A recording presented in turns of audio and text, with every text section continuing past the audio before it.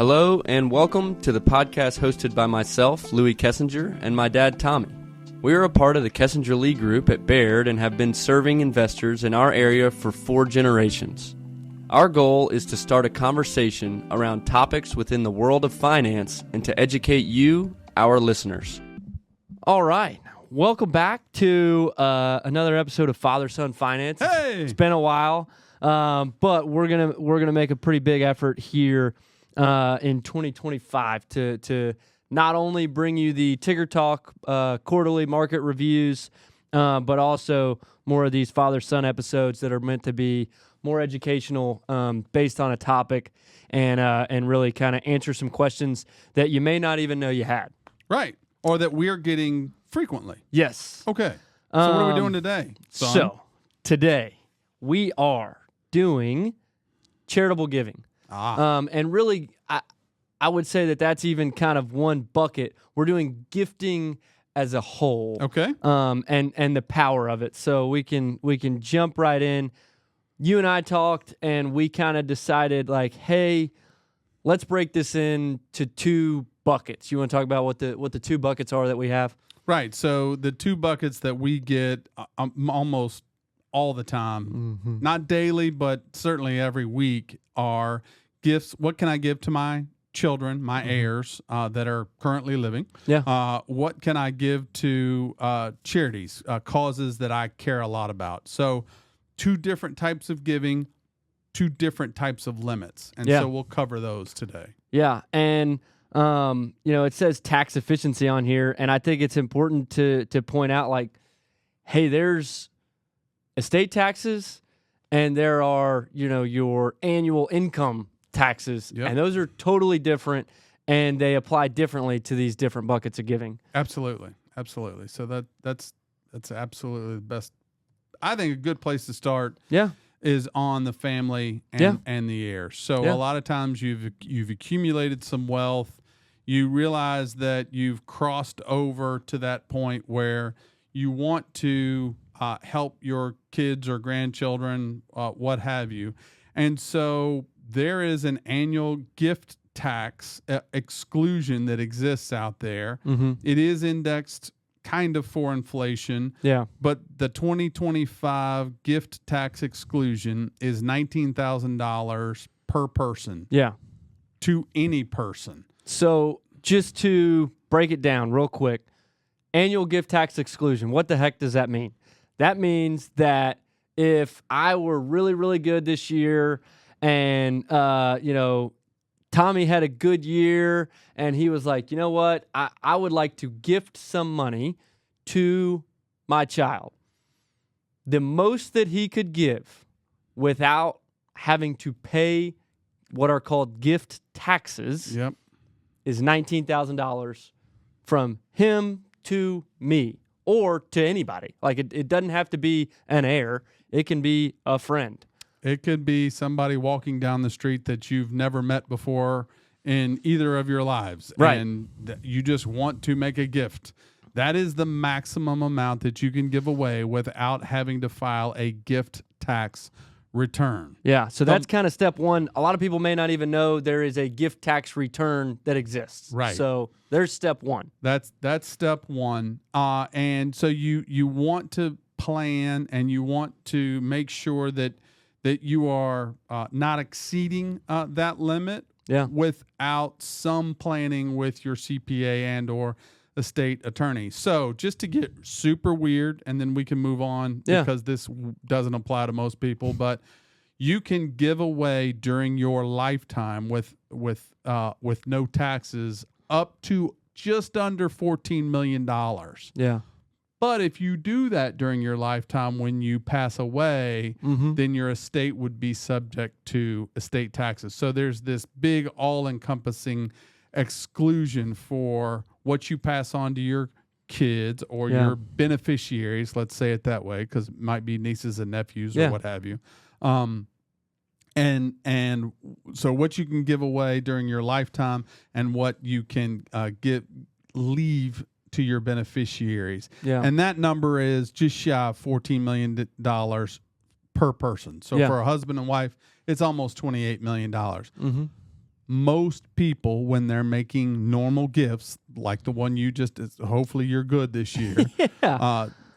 It's that 19,000. Yeah. So hope that wasn't confusing. Probably was a little bit, but 19,000 is the number you want to think about. Yeah. And to show you how, or even maybe like give you an idea of questions to ask from there. Like, okay, so I can give my son $19,000, but so could my spouse. Right. So now my kid is getting $38,000. Right. What if your kid is married? Yeah. And so now you can double it because each parent could give to their kid and their kid's spouse. So that's 76,000. That shows you how you can use these to your advantage. But if you want to, just give $76,000 and you do it 1-to-1, you could, you're going to run into these gift tax issues, and it's not efficient having to file a gift tax return. So lots of ways to do things. Yep. Right. And by the way, this applies to cash and or securities. Yeah. So anything or gold bars. So anything with a tangible value. Right. That's the amount that you want to stay under. Yeah. So there's a kind of starter kit into how you can give to family and heirs. Now, this particular 529 account that I've just gotten up here. Yep. It is a way to give to an heir or a beneficiary younger, and it allows for a lot of control by the person giving. And it allows for a lot of people to give to one account. You want to talk a little bit about what the 529 plan is? Sure. The 529 plan is just a part of the IRS tax code that allows people to put away money on a potentially tax-free basis. You have to meet a couple of requirements. So number one, you put the money into a 529 account, and as long as that money is used for post-secondary accredited education, so college, then that money can come out completely tax-free. So you put $10,000 in, 18 years later it grows to doubles to $20,000 or whatever. The $10,000 that you put in is, of course, tax-free because it was after-tax dollars that you put in. The $10,000 in gains comes out tax-free.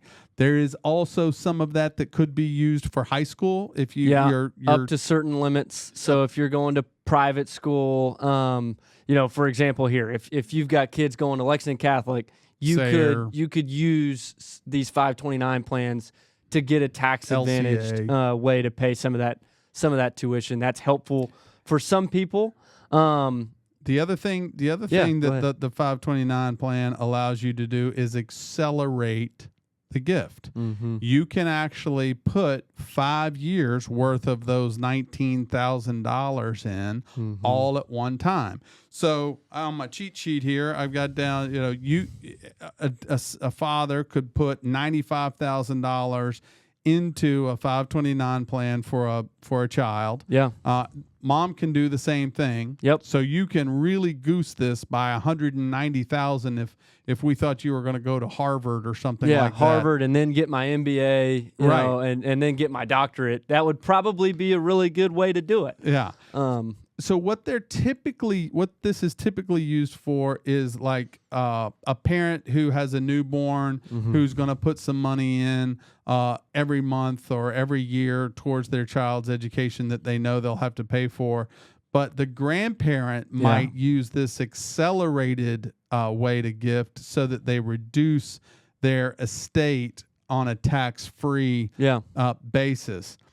And so the other way for a grandparent to gift, if you have children young enough and the grandparents are still alive when those children go to college, a grandparent can actually pay the tuition directly, and there's no limit on that. That $19,000 exclusion goes away. So a $30,000 tuition to an Auburn university or as long as you pay Auburn, as long as you pay Auburn, as long as you pay the university, there's no limit. There's no limit. But some grandparents might be older and they're like, I don't know where they're going to go. So I'm gonna front load this $529 as a gift. So that's the education, and we can talk to anybody about. There's a lot of details. We could do a whole episode on 529s, and we probably should.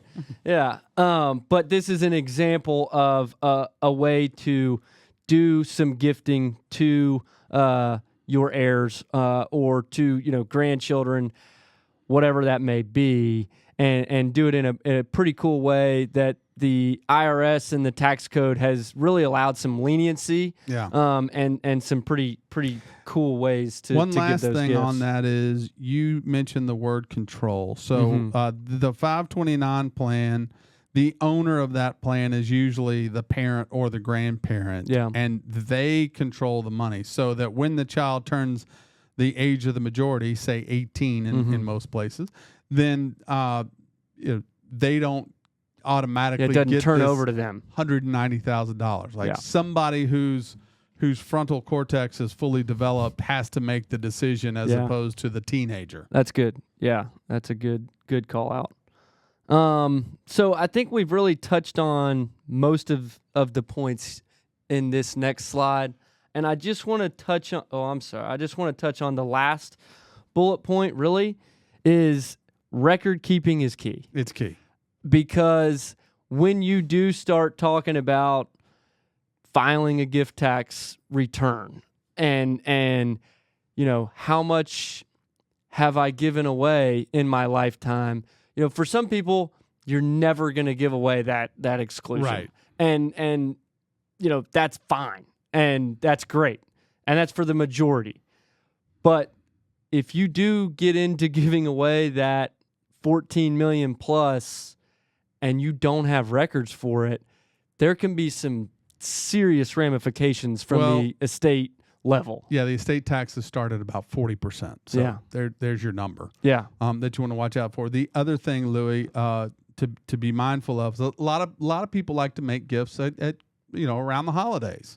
Right? They like to do it for whatever, Hanukkah, Christmas, whatever they're celebrating at the very end of the year. Sure. If you do that, please have your children run to the bank as fast as possible so that you didn't write a check for $19,000 and they didn't cash it until say 2026. And then you write another one around the holidays in 2026, and then they cash that the day of and before the end of 2026, and now you've doubled up the gifts. I know the check says, but if you're ever audited, so just cash those as soon as possible. That's all. Absolutely. Now, we've talked a lot about giving to your family. Or friends or, individuals in general. Right. The other type of giving is giving to... That's the fun one. An organization, a nonprofit. Right. And there are tons of ways to do it. And I think that it is super important that people know the different ways to do it, because a lot of times, quite frankly, I would say people give out of the goodness of their heart. Some people also give because it lowers their tax burden. And that's just a fact. And sometimes, a lot of times it's a little bit of both. And so, it's important to know the different avenues that you can give, because writing a check is amazing, but not always the most efficient way to give. And our job, I think, is to show people, hey, you give to this organization every year. You give to this nonprofit. Is there any way that we can make that more efficient? So, for example, maybe you've got somebody who on their tax return takes the standard deduction every year, but they give, $5,000 a year to an organization. Well, what if we said, hey, you have enough cash in reserve. What if we gave $50,000 this year? Mm-hmm. So we gave 10 years of gifts into a donor advised fund, and you still give to the same charity over the next 10 years, but you kind of front load your gifts. You can knock significant amounts off of your income tax return in that year that you give to the donor advised fund in year one. Right. So giving for a charity is usually a gift of the heart, mm-hmm. right? So it's something that it is something you care deeply about, whether it's a cause or a mission or something like that. I mean, and they're all shapes and sizes, or just your church or whatever it is. Whatever it is that is important to you, could be animals, could be anything. So if you have those intents, we usually ask clients, like, tell us about that, mm-hmm. because there may be ways that we can help you. There is a cap on how much you can give to a charity and deduct in any 1 year. Yeah. And that is up to 50% of your adjusted gross income. Yeah. So just for round numbers, if you made $100,000 as your adjusted gross income, you could make charitable deductions of the $50,000 to a donor advised fund or directly to the charity, whatever you want, and you could get that amount of an exclusion, mm-hmm. Because it is over your standard deduction. Yeah, and that would work for you. Yeah, you could also give $100,000, but you can only take a deduction in year one for the $50,000, and then that would carry forward to year two. For the $50,000, assuming you make $100,000 in year two, mm-hmm. and you can carry that forward for as much as 5 years. Yeah. So so you get the idea, but there are some caps in terms of the tax mm-hmm. benefit there. And so I think it's important that we say, hey, these things go hand in hand. It is not giving from your heart or giving to lessen your tax burden. What we see as the cool thing is these two working together. Yeah. Hey, you give from your heart. Yep. That's where it starts from. And then if we can make it more efficient, you can actually, a lot of times, give more. Right. So it's not just like, hey, we want you to keep more money in your pocket. It's like, no, we can help you maybe give a bigger dollar amount in the long run, right? Because of the taxes that we're able to help save. And make a bigger impact. Exactly. Right? And so, as Louis has up here, there are lots of different places that you can give. Yeah. But go to the next slide, because the next slide shows it. Cash is the one that we all think about, because most of us earn a paycheck and we give part of that, and that's what we do every month to something we care about. Mm-hmm. But there's other ways. Yeah. Appreciated stock, appreciated real estate, collections. You've got coin collection, but it could be any kind of collectible. And that's a vehicle. You could give a vehicle. Yep. There are land. There are commercials out there on giving your vehicle. If you've ever heard them. And so, but what we see and what we deal with day to day are the stocks. Mm-hmm. So there's a highly appreciated stock. You don't want to sell it. You don't want to incur the capital gain. You want to help the charity that's close, near and dear to your heart. So one strategy we see is gifting that appreciated share of XYZ stock. Yeah. Give that to them. You tell your tax advisor, they do all the math. They take the basis and the difference and all those things that go into it.